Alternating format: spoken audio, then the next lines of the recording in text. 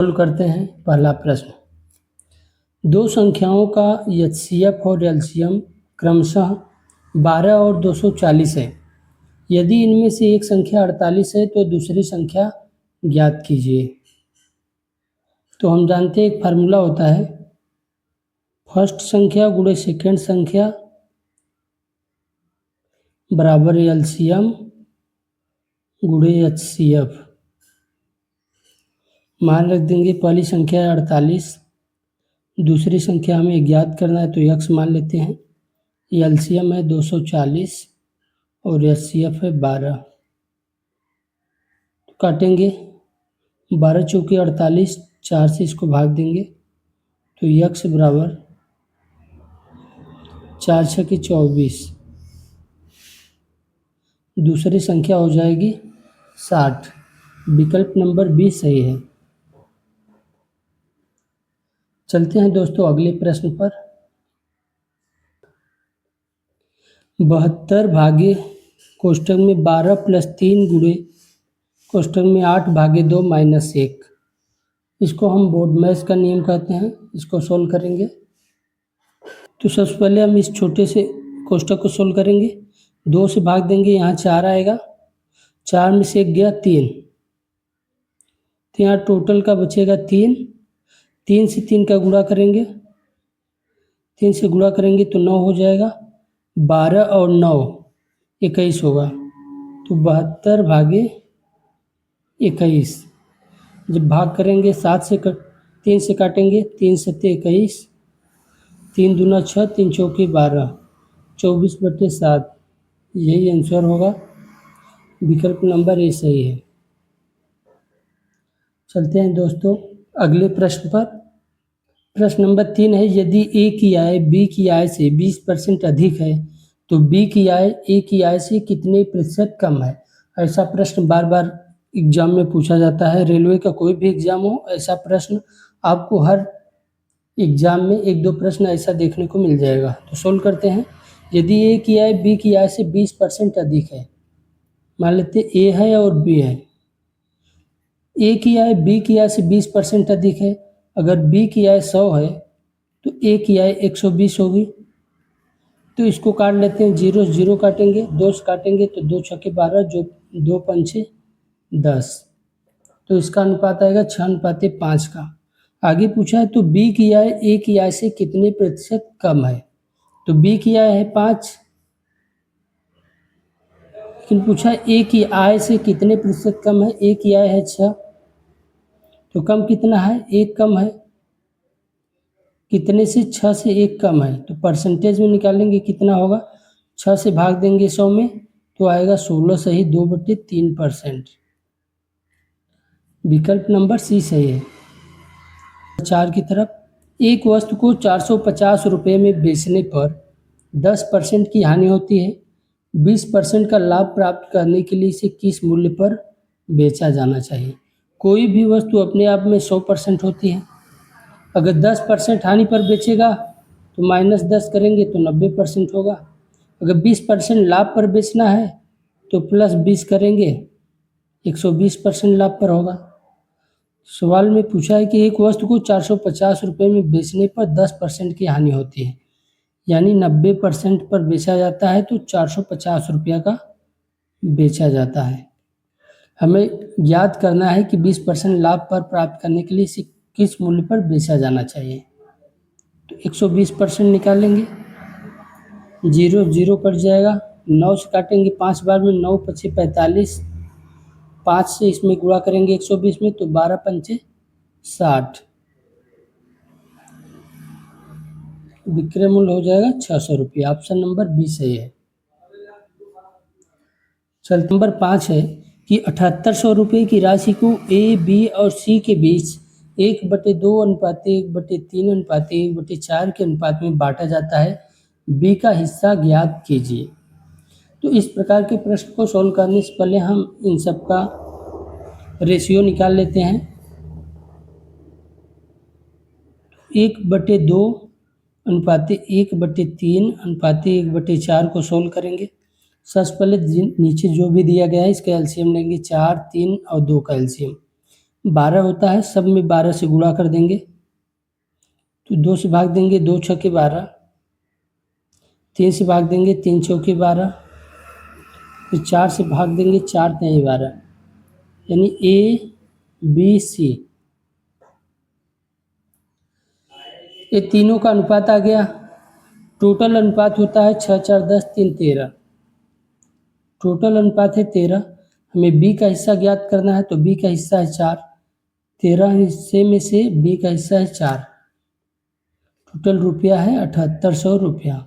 तो 13 से भाग करेंगे, 13 छक 78, 1 बराबर 600 आएगा तो 4 बराबर 2400, यानी बी का हिस्सा है 2400 रुपया। ऑप्शन नंबर बी सही है। चलते हैं छठे प्रश्न की तरफ। कितने वर्षों में कोई धनराशि 8% वार्षिक साधारण ब्याज की दर से स्वयं की दोगुनी हो जाएगा? दोगुनी का मतलब जैसे पहले एक धन था, अब 2 हो गया, तो ये दोगुनी हो गया। यही पूछा है कि कितने वर्षों में कोई धनराशि 8% वार्षिक साधारण ब्याज की दर से स्वयं की दोगुनी हो जाएगी। 1 बढ़ रहा है 1 पर,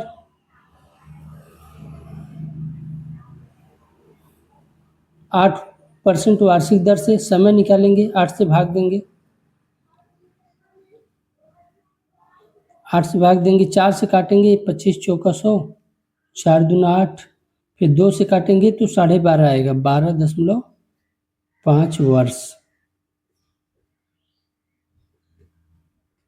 ऑप्शन नंबर सी सही है। चलते हैं 7 है। 10,000 की राशि पर 10% वार्षिक दर से 2 वर्ष की चक्रवृद्धि ब्याज और साधारण ब्याज का अंतर क्या होगा?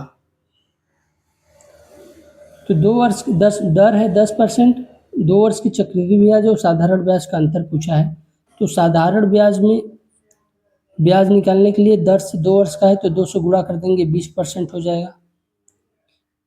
लेकिन चक्रवृद्धि ब्याज में एक बार 10% लेंगे, फिर 10%, फिर 10% का 10%,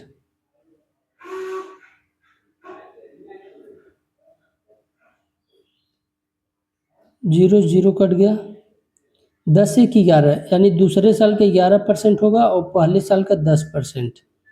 दोनों मिलाकर जो CI होगा वो 21% होगा और जो साधारण ब्याज SI होगा वो 20% होगा। दोनों का अंतर है 1%। तो 10,000 रुपये राशि की 1% निकालना है, 1% निकालेंगे, डबल जीरो कट जाएगा, 100 रुपया होगा आंसर, 100 रुपया।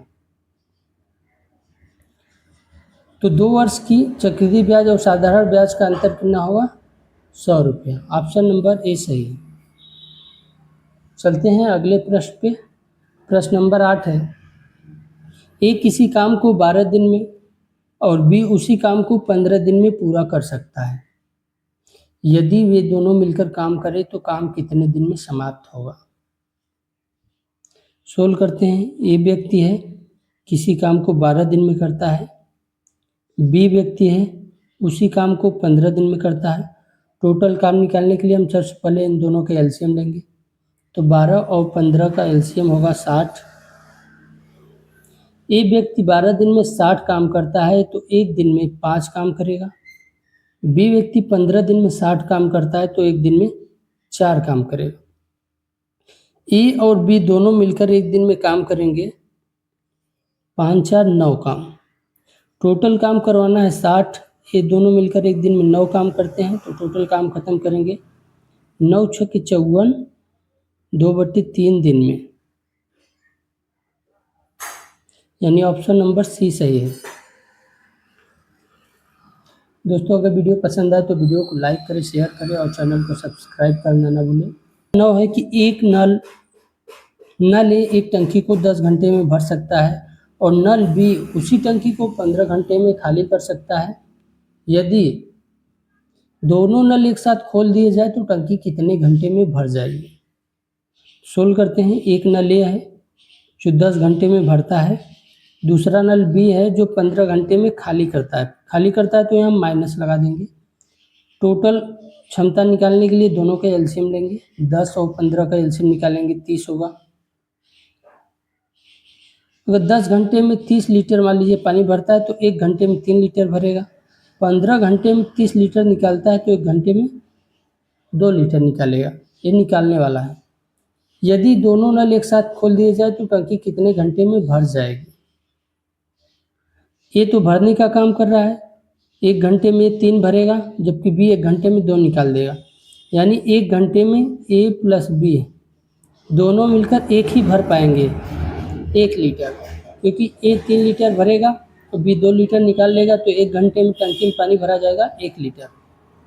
तो भरना है 30 लीटर, 1 घंटे में 1 लीटर भरते हैं, तो 30 लीटर भरने के लिए 30 घंटे लगेंगे। ऑप्शन नंबर सी सही है। चलते हैं दोस्तों अगले प्रश्न पर। ये प्रश्न नंबर 10 है और लास्ट प्रश्न है। एक 200 मीटर लंबी ट्रेन 72 किमी प्रति घंटा की गति से चल रही है। वह एक रेलवे सिग्नल खंभे को पार करने में कितना समय लगेगा? यहाँ एक बात आपको जाननी चाहिए कि कोई रेलवे किसी खंभे को या व्यक्ति को पार करे तो अपने लंबाई के बराबर दूरी तय करती है। एक फार्मूला आपको याद होना चाहिए, चाल बराबर दूरी बटे समय। चाल दिया है 72 किमी प्रति घंटा, दूरी है 200 मीटर। हमें समय निकालना है कि समय कितना लगेगा। तो चाल किमी प्रति घंटा में दिया है, इसको मीटर पर सेकंड में बदलेंगे तो 5/18 से गुणा करेंगे, 18 से भाग देंगे, 4 बार में कट जाएगा, 18 चौके 72, 4 पंचे 20 हो जाएगा, 20 4 से काटते हैं इसको, 4 पंचे 20, 5 से काटेंगे, 5 दाम 50, यानी समय लगेगा 10 सेकेंड। ऑप्शन नंबर बी सही है।